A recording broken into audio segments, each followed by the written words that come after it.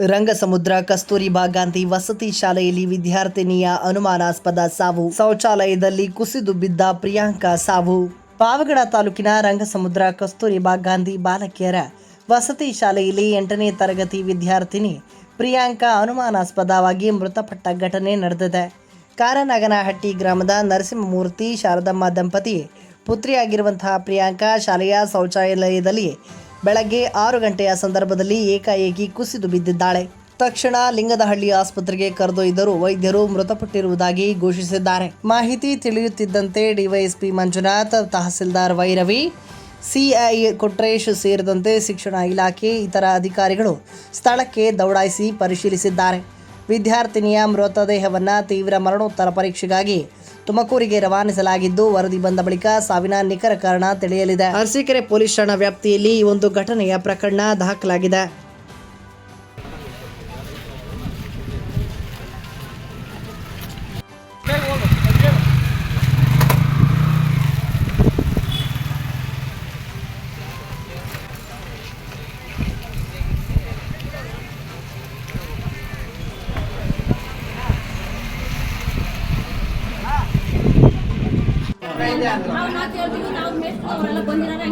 ಏನ್ ಹೇಳಿದಾರೆ ಹುಡುಗರಿಗೆ? ಏನಿಲ್ಲ, ಹಿಂಗಾಗಿ ಹಿಂಗ್ ಬಿದ್ದೋಗ್ಯದಾವ ಅಂತ ಹೇಳ್ಕೊಟ್ಟಿರ್ತಾರೆ. ಅವ್ರು ಕೇಳಿರ್ತಾರೆ, ನಮ್ಗೆ ಬಂದು ಹೇಳಿರ್ತಾರೆ. ನಮ್ಗೆ ಅದನ್ನ ಹೇಳ್ತೀವಿ, ನಾವು ಬಂದು ಮಾತಾಡಿದ್ವಿ. ಅಂದ್ರೆ ಹುಡುಗರು ಹೇಳಿರೋದು ನೀವು ನಂಬಿಲ್ಲ?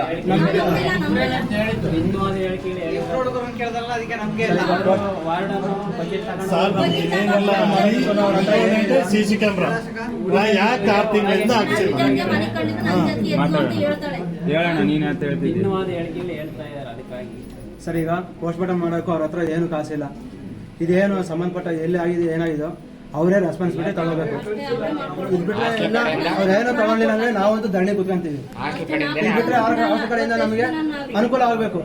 ಇವತ್ತು ನಾನು ಅವ್ರ ಹಳೆಯ ಮಾತಾಡ್ತಾ ಇರೋದು, ಬಟ್ ಅವ್ರಿಗೆ ತುಂಬಾ ನೋವಾಗಿದೆ. ನಮ್ಗೆ ಅವ್ರ ಕಡೆಯಿಂದ ನಮಗೆ ಸೊಸೆ ಆಗ್ಬೇಕಾ? ಸೊಸೆ.